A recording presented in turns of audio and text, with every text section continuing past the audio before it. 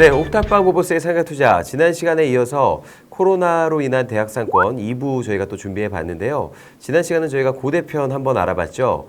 이번 시간은 저희가 경희대 편 한번 또 준비해 봤습니다.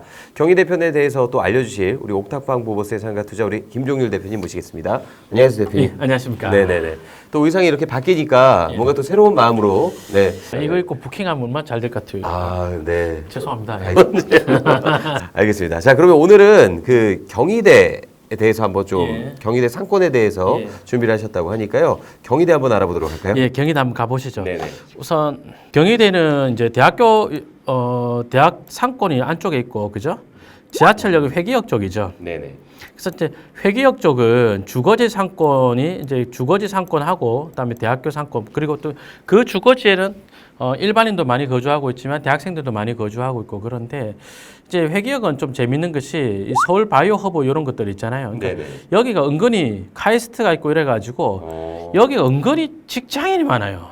네, 여기 은근히 직장인들이 많고 그리고 대학교 그다음에 병원 이렇게 있는데 경희대 병원하고 고려대 병원하고 큰 차이는 없어요. 예, 그러니까 병상수로 하자면 큰 차이는 없는데 저는 왜 그렇게 경희대 병원이 좀 더 이렇게 큰 병원이다 이런 느낌이 들까요? 저는 경희대 병원이 좀 더 큰 줄 알았어요. 무엇보다 그 경희의료원이라든지 이런 쪽이 좀 많이 유명해서 또 그렇게 느끼신 거 아닐까요? 경희의료원이라면 그죠? 뭐 제대로 된. 경희의료원. 예. 네. 그런데 이제 여기가 재밌는 게 그러면 이 동편에 동쪽에 있는 지하철역 쪽으로 서쪽에 있는 대학교 학생들이 동선이 어디로 갈 것이냐. 그러면 가장 있던 그 선이 분명해 보이는 것은 요거죠, 요렇게. 네. 요 길 따라가는 사람이 굉장히 많아 보이는데, 근데 이 북쪽에 있는 주거지 사람들이 이용하러 간다. 한번 재볼까요? 요렇게 나와가지고 이렇게 주거지로 가는 요렇게 나와서 뭐 이렇게 나와서 뭐 요쪽 길로 나오는 사람들도 제법 있겠다. 보면은 직관적으로 보더라도 횡단보도 이쪽에 있으니까 네네. 이렇게 내려오나 요렇게 오나 동선의 차이가 별로 없죠. 그러면 사람들에 따라서 이제 차량 통행이 좀 적고 그다음에 골목길 다니는 걸 좋아하는 사람들이 많단 말이에요. 그럼 요 길도 동선이 나쁘지 않겠다. 제가 항상 이야기할 때 유효수요 그다음에 주동선 이야기를 했는데 여기는 동선이 1번, 2번이 있을 때 뚜렷하게 어디가 강하겠다 이야기하기가 그렇게 쉽지는 않겠더라고요. 왜냐하면 이르는 거리가 두 개가 비슷하게 생겼거든요. 대신에 부동산의 가격은 이쪽에 요 골목길 쪽이 훨씬 싸겠죠.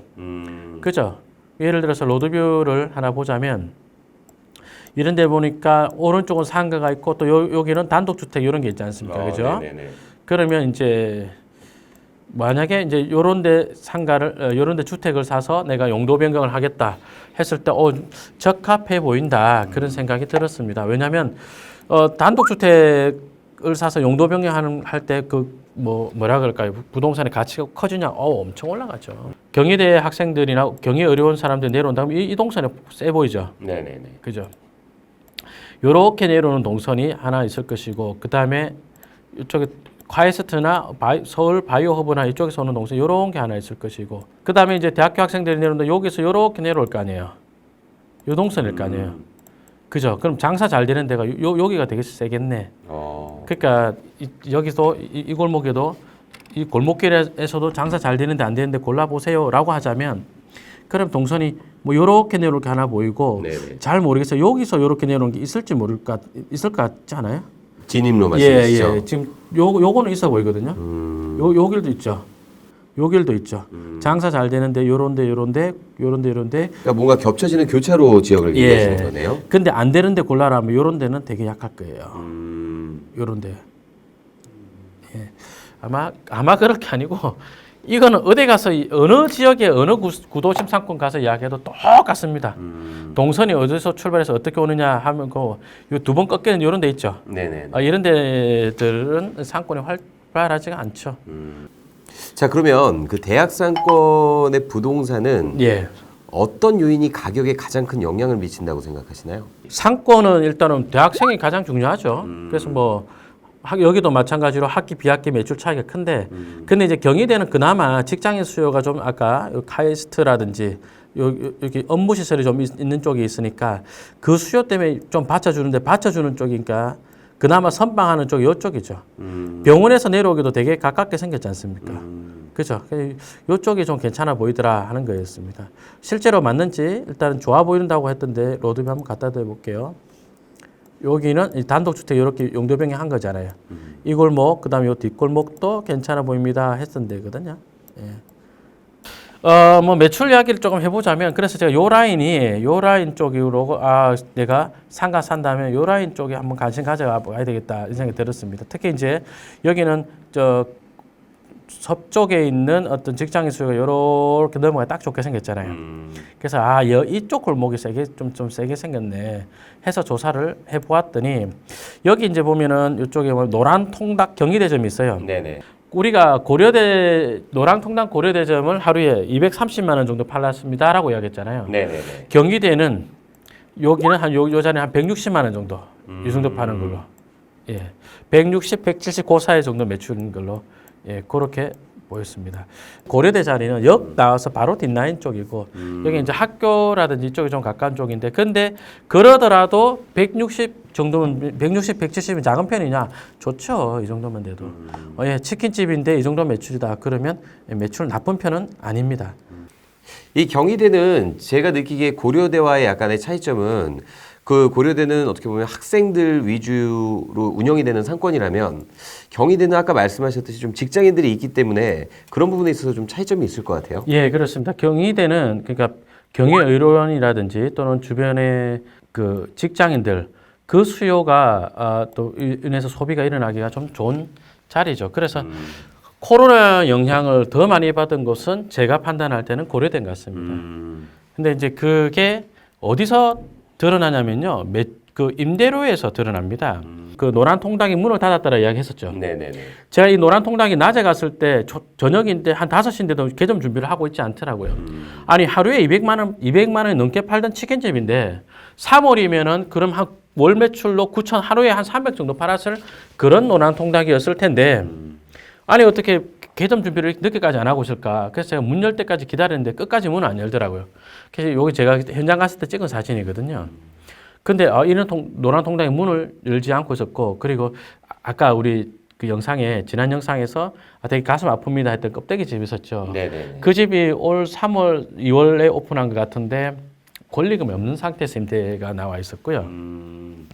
그리고 이제 이쪽에 안암역 이렇게 내려오면은, 그럼 여기도 보면은 이제 그 공실들이 많이 있죠. 뭐 이 공실은 이제 자연적인 공실이라기보다는 그 전에 여기 A 자리가 아리따움이라는 화장품집이 있었고, B 자리가 이니스프리가 있었던 자리입니다. 이니스프리 매출은 굉장히 좋아요. 이전을 했는데, 이전한 점포 이 자리에서 매출이 굉장히 좋거든요. 근데 이제 권리금이 없는 상태로 임대가 나왔는데, 아직까지 어쨌든 임대가 맞춰져 있지 않았다라는 점을 봤을 때는, 고려대가 확실히 좀 영향을 많이 받고 있구나. 이제 근데 경희대는 어떠냐? 경희대는요, 전체적으로 권리금 수준이라든지 이런 것이 굉장히 높아요. 일단 고려대보다는 한 단계 높은데, 그게 보면은 경희대는, 그러니까 뭐 아까 노란 통닭처럼 문을 닫고 있거나 그런 점포들이 거의 없어요. 그럼 상권 자체가 고려대보다는 경희대가 조금 더 탄탄하다고 예, 볼 수 있겠네요. 예, 그렇죠. 요 왼쪽 밑에 보면 왕십리 곱창집 이런 자리도 보면 이게 노란 통닭, 아까 경희대 노란 통닭 하루에 160 파는, 160, 170, 100 고살 파는 그 옆자리거든요. 근데 이제 보증금 5천에 월세 280에 권리 7천 정도에 나와 있었습니다. 권리 7천 정도다. 노란 통닭이 하루에 아까 160만 원 뭐 그 정도 자리다. 그랬을 때는 이 정도 권리금이다. 그럼 일반적인 수준이거든요. 일반적인 먹자 골목의 어떤 보증금 월세 수준이고 20평이나 했을 때, 그리고 그 일반적인 어떤 먹자 상권의 권리금 수준에 딱 맞는 금액입니다. 예, 그래 봤을 때는 경희대 쪽은 코로나 영향을 좀 훨씬 적게 받고 있다.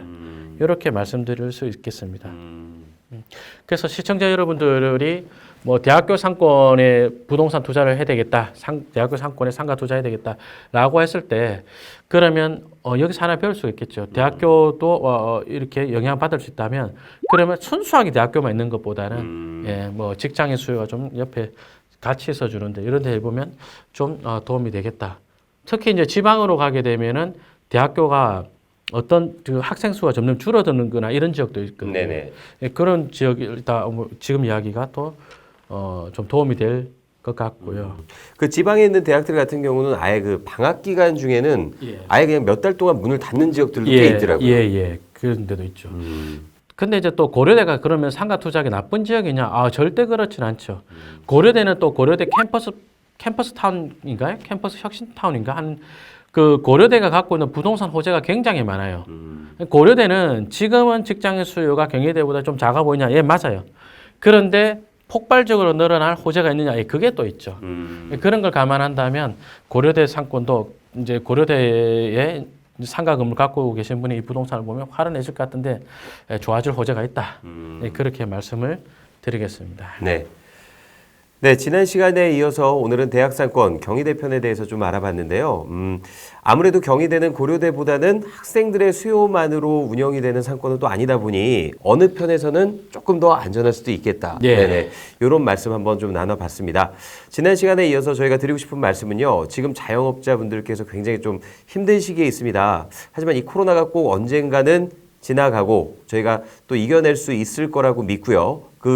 우리 자영업자 분들께서 무엇보다도 움츠러들지 마시고 좀 기운 내셔서 이 코로나 좀 함께 이겨낼 수 있는 그런 시기가 빨리 다가왔으면 좋겠습니다. 예. 네네. 자, 그럼 저희 옥탑방 보보스의 상가 투자는 다음 시간에 더 좋은 컨텐츠로 여러분 또 인사드리도록 하겠습니다. 시청해주신 여러분 감사합니다. 고맙습니다.